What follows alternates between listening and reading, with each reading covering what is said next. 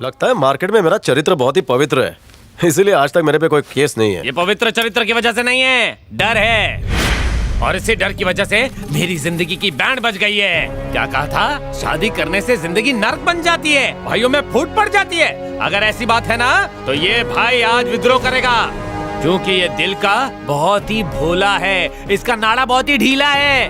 भैया, ये है मेरी जाने मन, इसके लिए मैं थर्ड वर्ल्ड वॉर भी कर सकता हूँ। आ जाओ, हो जाए दो हाथ। कुंडली खोल। भैया इतनी जल्दी मान गए?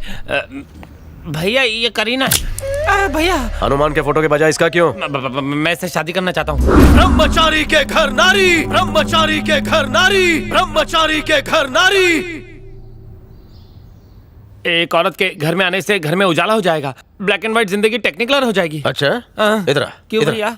खुले में समझाता यहाँ क्यों नहीं? खुले में जरूरी है क्या? सामने वाले घर में क्या प्रोग्राम चलता है? भारतीय संस्कृति को बढ़ावा देने के लिए हर महीने कई सारी लड़कियाँ यहाँ रहती हैं और कथक, भरतनाट्यम जैसे नृत्य करती हैं।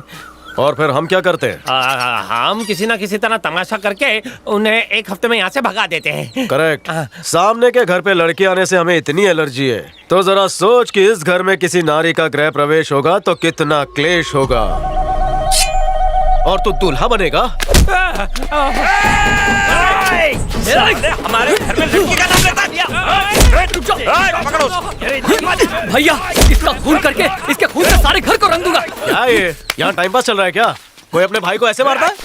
नहीं, चार लोग मिलकर इसे 5 मिनट में खत्म नहीं कर सकते? क्या कहा? 5 मिनट? तो क्या? रुको तो प्लीज। मुबारक हो भाइयों, तुम सब टेस्ट में पास हो गए। टेस्ट मतलब? सावन के महीने में सभी कुंवारों का रोम रोम खड़ा हो जाता है, दिमाग आउट ऑफ कंट्रोल हो जाता है। लेकिन अपने भाइयों के साथ ऐसा नहीं हुआ। कमल ठाकुर का परिवार कभी नहीं बदलेगा और ना ही किसी को बदलने देगा। ये हुई मर्दों वाली बात। भैया को पता नहीं चलना चाहिए, इसलिए तुम अकेले भागो और मैं भी अकेले भागता हूँ, ठीक है?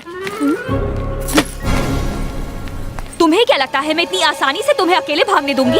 तुम्हारे साथ इसलिए भाग रही हूँ क्योंकि पिछले 10 सालों से तुम मेरे गले पड़े हुए हो।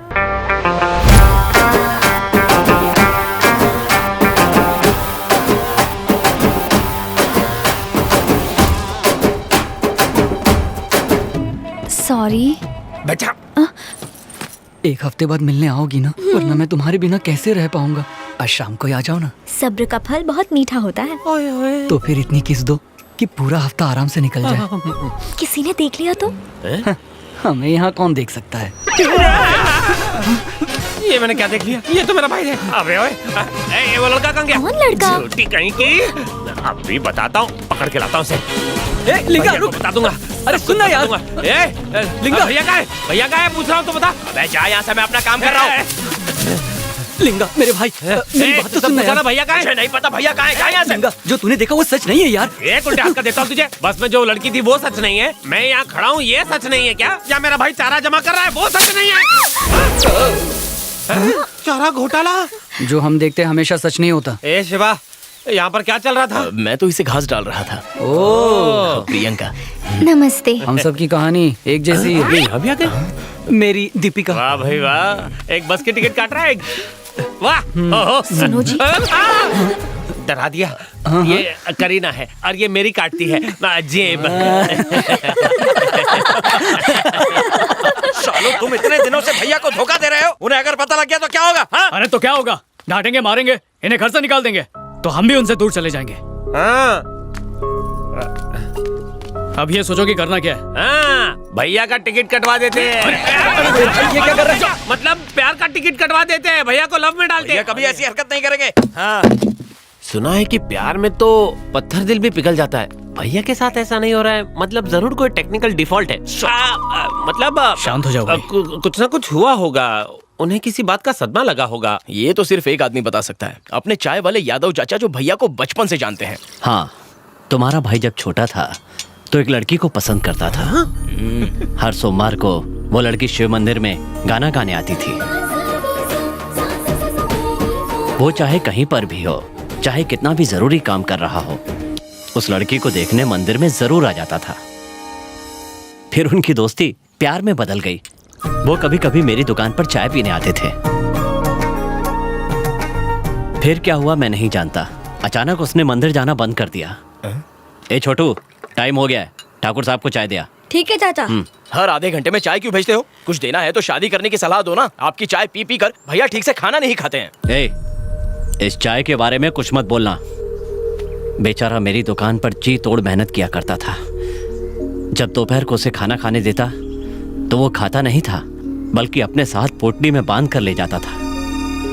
मैं उससे पूछता कि खाया क्यों नहीं, तो कहता था कि मुझे 4 भाइयों का पेट भरना है। मैं उससे पूछता फिर तू क्या खाएगा, तो कहता चाय पी के पेट भर लूंगा चाचा।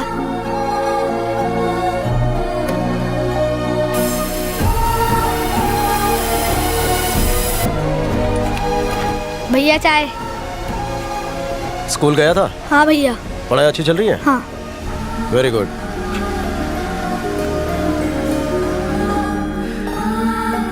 भैया ने हमारे लिए कितनी सारी कुर्बानियां दी हैं। तुम लोग उनका टाका बैठाना चाहते हो, शर्म आनी चाहिए। हे, हम बस भैया की जिंदगी में एक अच्छी लड़की लाना चाहते हैं ताकि उन्हें हर खुशी मिल सके। शुरू शुरू में हमारा इसमें स्वार्थ था, पर अब बस उन्हें खुश देखना है। चाय वाले चाचा के हिसाब से भैया कस्तूरी को पसंद करते थे, जो बहुत अच्छा गाती थी। उसकी तो शादी हो गई होगी, तो वैसे ही क्लासिकल लड़की ढूंढ के भैया की बेसुरी जिंदगी में सुरों की पिचकारी भर देते हैं। मेरी फ्रेंड क्लासिकल डांसर है, उसका नाम महालक्ष्मी है। भैया से उसकी सेटिंग करा तो दो। ठीक है, कल सुबह उसे मंदिर ले आना, उसे सारी कहानी समझाएंगे। अरे तू कहाँ जा रहा है? कहाँ जा रहे हो? अरे रुक तो।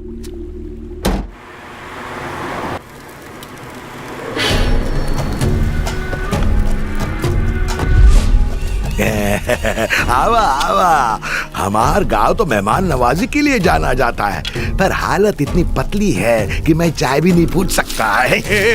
पैर चल जाएगा। ठाकुर साहब ने इसकी जिंदगी की जो बैंड बजाई है, उसके आगे पैरों का जलना तो कुछ भी नहीं है। इसकी कहानी सुनोगे तो हिल जाओगे। ये अन्याय है जमींदार साहब। मैंने आपसे 1 लाख रुपए लिए थे और अभी तक 10 गुना ब्याज दे चुका हूँ, और अभी भी आप मूल रकम वसूलने की बात कर रहे हैं। अरे नहीं रे, बिल्कुल नहीं, सवाल ही पैदा नहीं होता।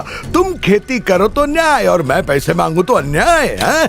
तुम्हें लगता है तुमने मेहनत से अनाज उगाया, और मैंने जो तुम्हें कर्जा दिया उसका क्या? अरे मैंने पैसे दिया और तुमने बीज खरीदा, उसी बीज को मिट्टी में ऐसे ऐसे ऐसे बोया। भगवान की दया से आसमान से बारिश गिरी और नीचे मिट्टी से फसल उग के बाहर आ गई। इसमें तुम्हारी मेहनत किधर है? फसल काट कर बेचने में कौन सी बड़ी मेहनत है? जो भी हो, साली को देख के मुंह में पानी आ गया था। अन्याय की ये कहानी ठाकुर साहब के कानों तक पहुंच गई।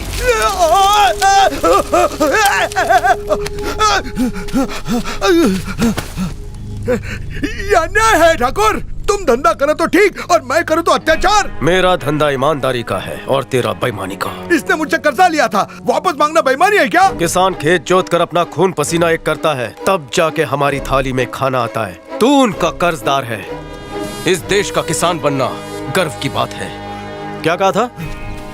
बारिश जमीन पर गिरती है और फसल अपने आप उग जाती है, मान लेते हैं। कान खोल के सुन, मेरी तेरी इसकी उसकी गांव के हर किसान की खेती तेरी होगी। शर्त यह है, खेत तू जोतेगा, और वो भी अकेला। जिस जमीन पर फसल उगेगी वो तेरी, अगर नहीं उगी तो कुछ नहीं मिलेगा। ठाकुर,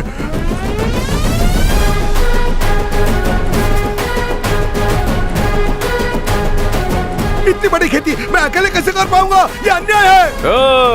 अन्याय शब्द अपने शब्दकोश में नहीं है। इसकी अपनी जमीन तो गई, जो हड़पी थी वो भी चली गई। अब देखो, ये छोटा सा खेत बचा है इसके पास। गुजर बसर के लिए बहुत है। हम जब अपना फ्लैशबैक सुन रहे थे तो जरा भी तकलीफ नहीं हुआ हमको, बल्कि हंसी आई। उस ठाकुर का नाम सुनते ही हमारे पैरों में जलन होता है, और हमने कसम ली है कि जब तक बदला ना ले ले, हम अपने पैरों को जलाते रहेंगे। वाह, शाबाश। तुम्हारी नफरत का मैं बदला लूंगा। हमार कमीनापन और तुहार ताकत अगर एक हो जाए तो उसे नर्क जाने से कोई रोक नहीं सकता।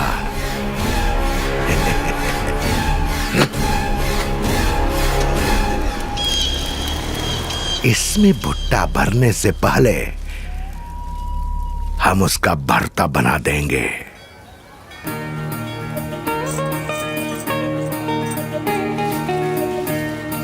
चलो भैया आ तो गए हैं, अब बस वो उस क्लासिकल डांसर को देख लें तो भैया 1 से 2 in 1 हो जाएंगे।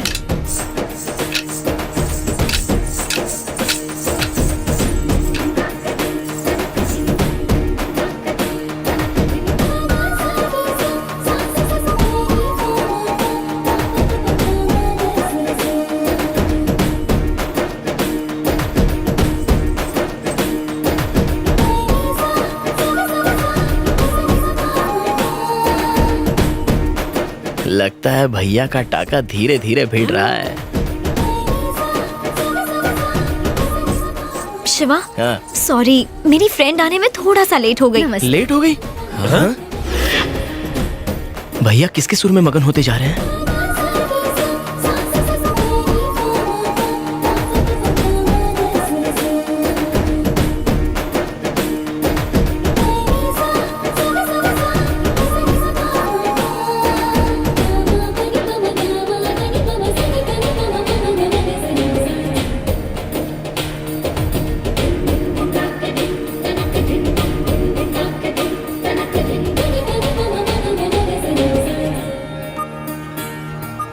शुक्रिया।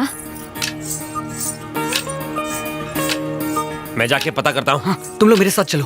भाभी इस डांस ग्रुप में? हाँ यार। मतलब हमारे पड़ोस में रहेंगी? ये घर ही सारी मुसीबत की जड़ है। अरे भाई रुक जाओ, रुक जाओ भाई, ऐसा मत क्या कर रहे हो? अरे बात सुनो। ये नाचने वाली है, कहाँ से रहने आ गई? क्या हो गया? माहौल खराब कर रही है। सुनो तो, हमारी भाभी भी इनके साथ ही रुकी है। हाँ। कौन सी भाभी बे? भैया कभी ऐसा नहीं कर सकते। अरे भाई समझाओ इसे। लेके चलो यहाँ से। चलो यहाँ से। चलो।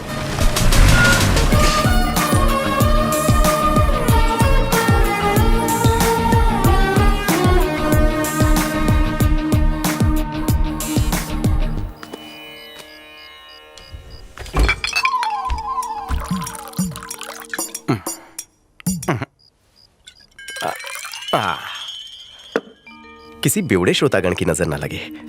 ये